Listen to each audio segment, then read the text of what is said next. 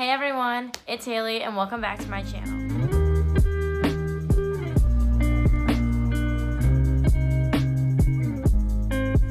Today's topic is about staying fit in college, what to do, what not to do, how to do it, and I'm going to talk to you guys about that right now. So step one, make sure you are not like me and have a nice big box filled with candy right next to your bed, because that's not a good start right there, you know? In all seriousness though, it was my birthday about a week ago, and that was most of what people got me as like small things for gifts, was just like little snacks and little drinks and all that good stuff, because I turned 21, so woo! But yeah, I gotta be careful with what I put in my mouth before I go to sleep, because that sounded inappropriate, so I'm gonna end that one there. Tip number one, drink your water. Water is so important when it comes to weight loss or healthy skin or just being healthy in general. You need to hit certain water goals a day. And I recommend for everyone to get at least a gallon. It is really important. It flushes a lot of the bad things out. It helps reduce your water weight. Does a lot of good stuff for you. So for all of you people who live on campus as a freshman, and you know, if you continue to live on campus, you're a sophomore, junior, senior year, whatever you decide to do, normally when you live on campus, you are given a meal plan.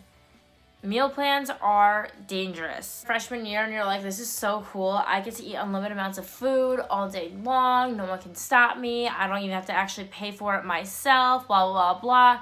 You will take full advantage of that meal plan.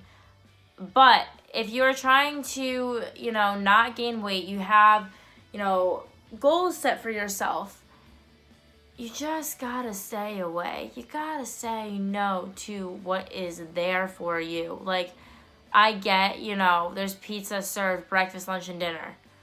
Does that mean because it's there that you eat it breakfast, lunch, and dinner? Or every single night for dinner? No, we don't do that here. No. Take a seat. Let's bring it down a notch. I'm only saying that because my freshman year, that's what my roommate and I did for a while. And it's literally disgusting looking back on it. Like, I'm telling you right now, if you're a freshman, you do that, you will thank yourself 3 years from now and be like, she was right. It is disgusting. Don't do it. It's just the food being available for you. You need to watch out for the soda and the juice, because that is just as bad.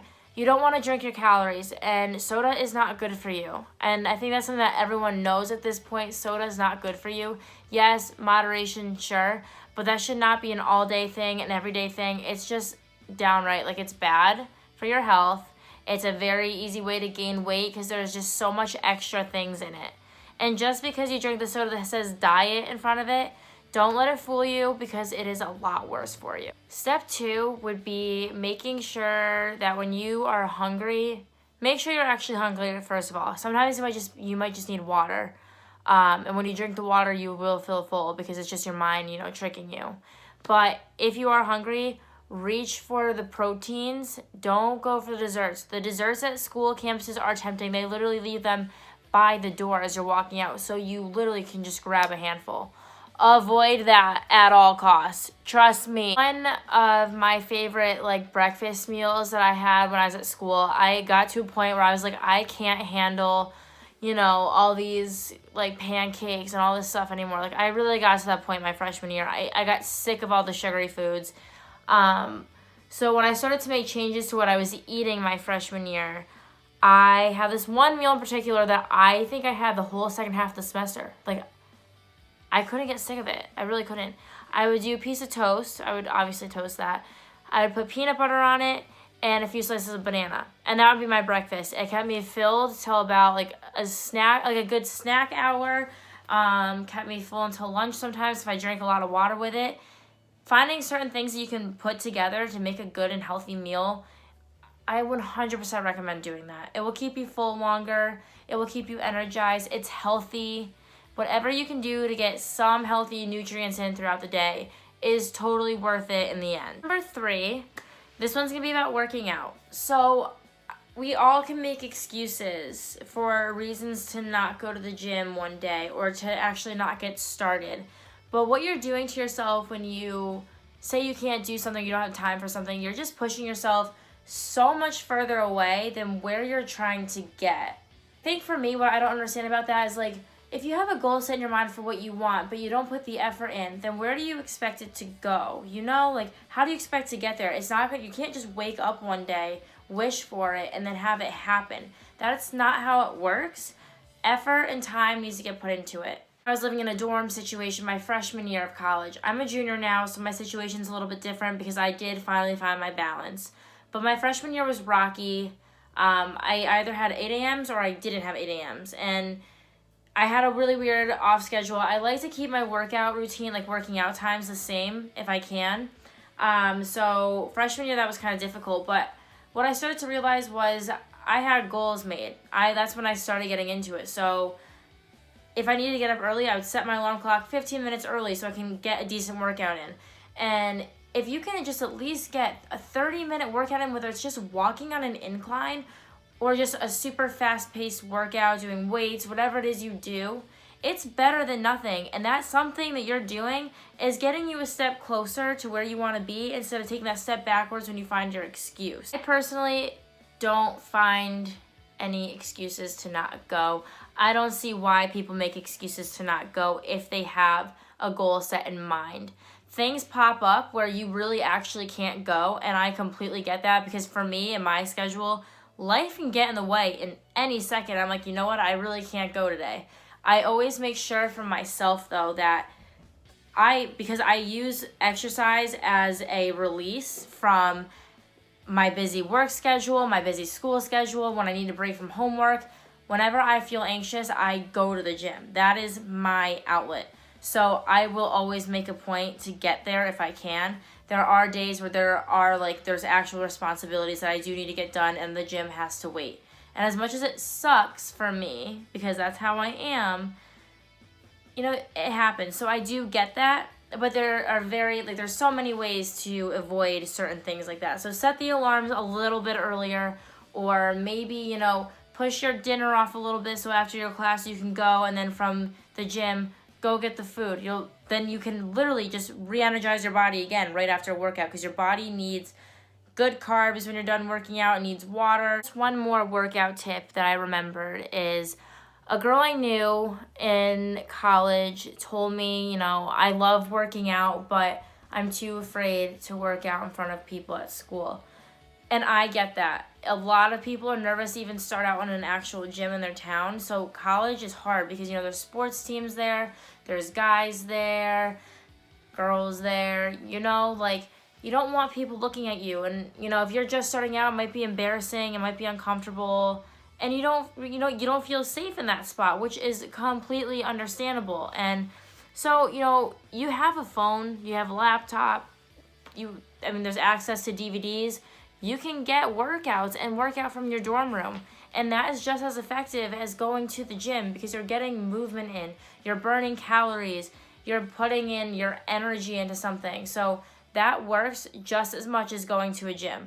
There really is no excuse around not having a place to work out and not having a time because you can do it from your own room. Tip number 4 is make sure you get enough sleep at night. Living in a dorm situation is really difficult because you have someone in your room with you. You might not be able to fall asleep knowing that there's just someone 2 feet away from your bed and you're like, this is uncomfortable. We're really close to each other. Then you have people that are above you, people below you, to the right of you, to the left of you, and there really is no escape because someone is bound to just be making a bunch of noise, whether it's blasting music, screaming, laughing, playing games. There is no escape.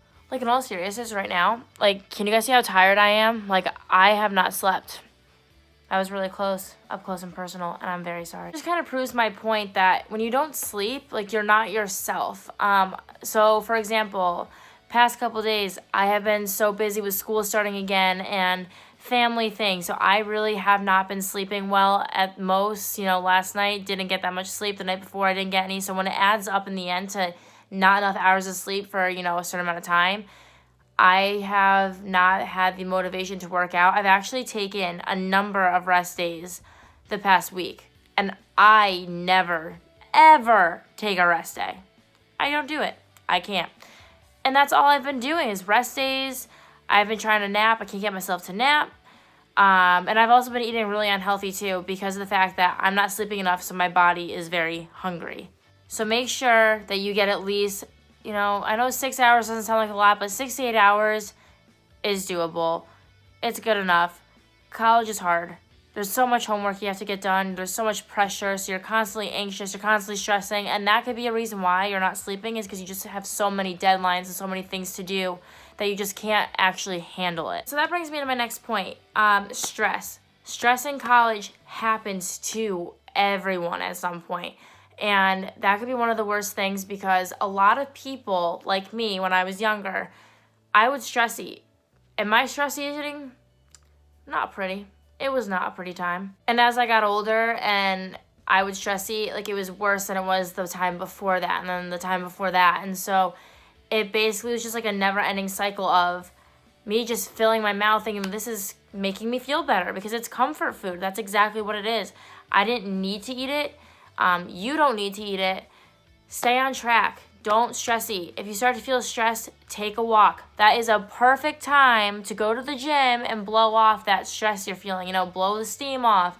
Hit the weights. Grind a little bit.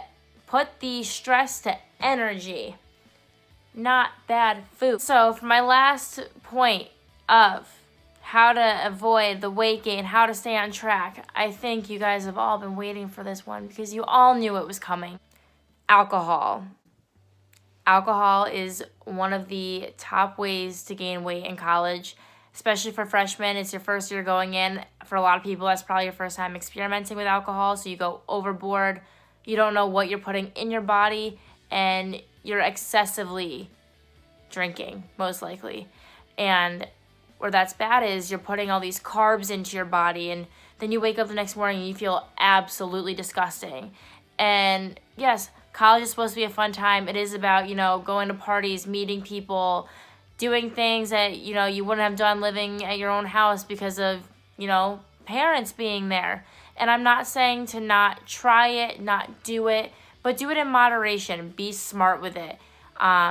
Even for people who are seniors or, you know, you're over 21 now, they make somewhat, kinda healthier drinks that if you are on a diet that you could drink and be okay with if you do it the way they tell you to.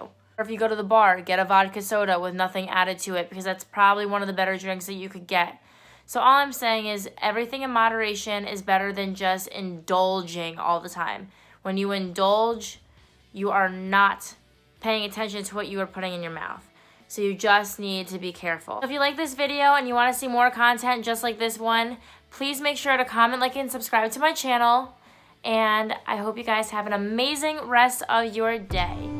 As you were for me to worry about fruities and truths till I find out all of the shorties with cooties was cute and realize what booties could do.